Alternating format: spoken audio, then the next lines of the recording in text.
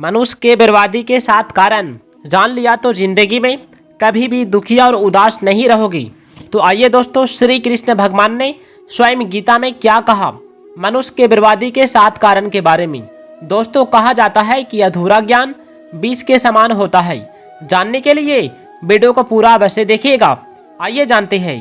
पहला कारण है दोस्तों, मनुष्य को कभी भी क्रोध नहीं करना चाहिए, क्योंकि जो भी व्यक्ति क्रोध के आवेश में आता है तो वह व्यक्ति अपने गुरु को, अपने माता पिता को अपशब्द कह देते हैं, यहाँ तक कि उसे गाली भी दे देते हैं। कभी कभी ऐसा होता है कि उनका हत्या भी कर देता है। अतः क्रोध के आवेश से हमें बचना चाहिए। क्रोध के आवेश से बचने के लिए हमें क्या करना चाहिए, इसका आसान है, सरल तरीका है। तो आइए जानते हैं। दोस्तों, इसे बचने के लिए हमें शांत जगह में चले जाना चाहिए और मन मन में भगवान का स्मरण करते रहना चाहिए। और कोई भी महापुरुष का किताब मिले तो उसे अवश्य पढ़ना चाहिए और हमें मौन धारण करके रखना चाहिए। तभी हम क्रोध को वश में कर सकते हैं, क्रोध को कंट्रोल कर सकते हैं और हम अपनी ज़िंदगी में आगे बढ़ सकते हैं। और अगला कारण है दोस्तों, पराये स्त्री पर हाथ कभी नहीं लगाना चाहिए, उसे गलत दृष्टि से नहीं देखना चाहिए, क्योंकि रावण जो था उससे भगवान तक भी डरता था। एक गलत करने के कारण उसका सर्वनाश हो गया। उन्होंने माता सीता जैसे पवित्र स्त्री पर हाथ लगाया, जिसके कारण से उसका सर्वनाश हो गया। तो इसलिए दोस्तों, हमें कभी भी पराये स्त्री पर हाथ नहीं लगाना चाहिए। और अगला कारण है दोस्तों, अहंकार। जो व्यक्ति अमीर हो जाता है तो वह व्यक्ति अहंकार करने लगता है। अहंकार भी मनुष्य का बर्बादी के कारण है, जो सबसे खतरनाक माना जाता है। अतः हम कभी भी अहंकार नहीं करें, यही हमें भगवान से प्रार्थना करनी चाहिए। मूर्ख मनुष्य वे होते हैं जो भगवान को देवता जैसा ही नहीं वरन सामान्य मनुष्य जैसा मानते हैं। वे स्वयं को ही श्रेष्ठ मानते हैं। मनुष्य शरीर विवेक प्रधान है, अतः मनुष्य की प्रवृत्ति, लगाव और निवृत्ति, विरक्ति पशु पक्षियों की तरह न होकर अपने विवेक के अनुसार होनी चाहिए। परंतु मनुष्य अपने विवेक को महत्व न देकर राग और द्वेष को लेकर ही प्रवृत्ति और निवृत्ति करता है, जिससे उसका पतन हो जाता है। भगवान श्री कृष्ण कहते हैं, यदि कोई युवा यह न सोचे कि उसकी अभी न वृद्धावस्था है और न मृत्यु है, अतः वह रोग मृत्यु से अभी मुक्त है। और अगला कारण है दोस्तों, लोभ। जी हाँ, बिल्कुल आपने सही सुना, क्योंकि लोभ ही पाप का जड़ है। हमें कभी भी लोभ नहीं करना चाहिए। तो दोस्तों, आइए, भगवान श्री कृष्ण ने सबसे बड़ी बात क्या कहा।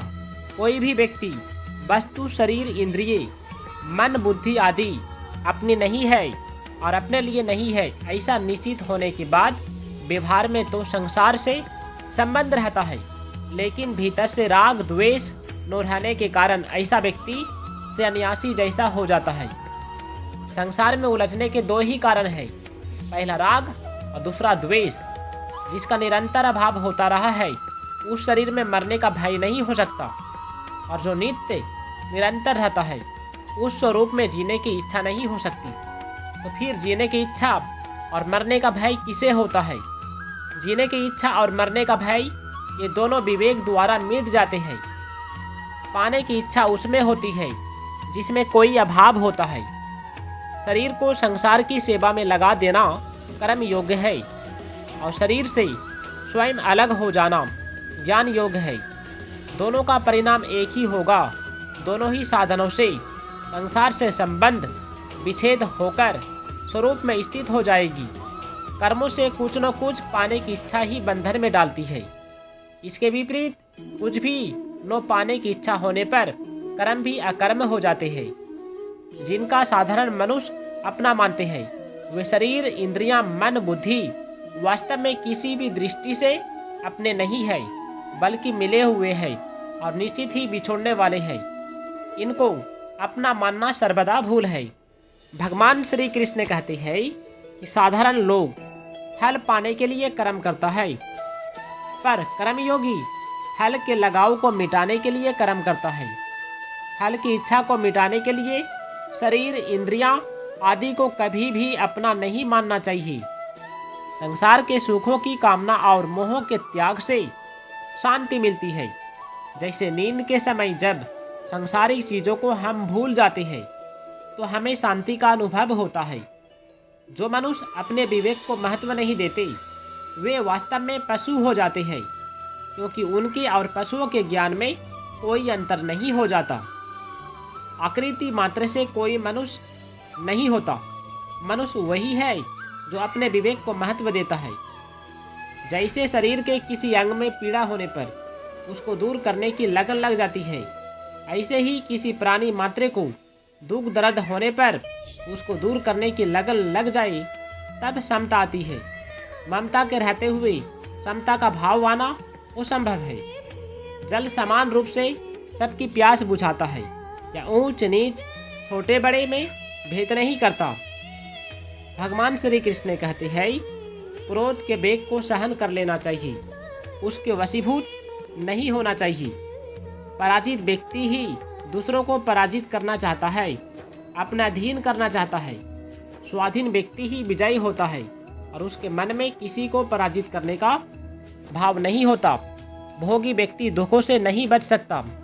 भगवान श्री कृष्ण कहते हैं, जो व्यक्ति सत्व रूपी तत्वों को पाने का दृढ़ संकल्प कर लेता है उसकी इंद्रियां सरलता से उसके बस में हो जाती है। अपने लिए कुछ भी चाहना, किसी भी वस्तु को अपनी मानना और भगवान को अपना न मानना, ये तीनों बातें भगवान की कृपा में बाधक होता है। भगवान श्री कृष्ण कहते हैं, मनुष्य स्वयं ही अपना बंधु होता है और स्वयं ही मित्र होता है।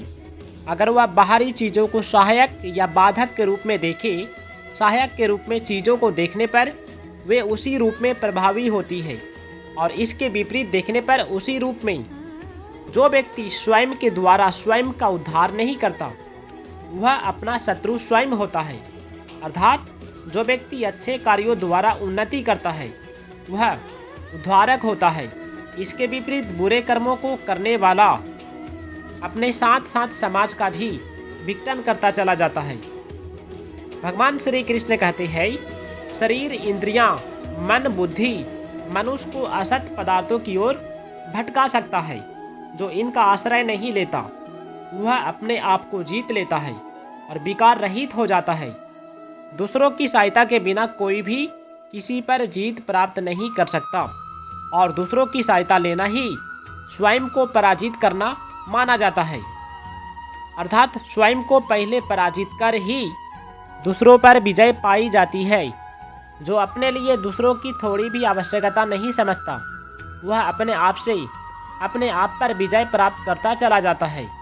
आदमी शरीर, इंद्रियां, मन, बुद्धि को अपना समझकर स्वयं को उनका स्वामी मानता है। दोस्तों, यदि वीडियो अच्छा लगा है तो वीडियो को लाइक करके चैनल को सब्सक्राइब कर दीजिएगा और कमेंट में जय श्री कृष्ण अवश्य लिखिएगा। आपका दिन शुभ हो।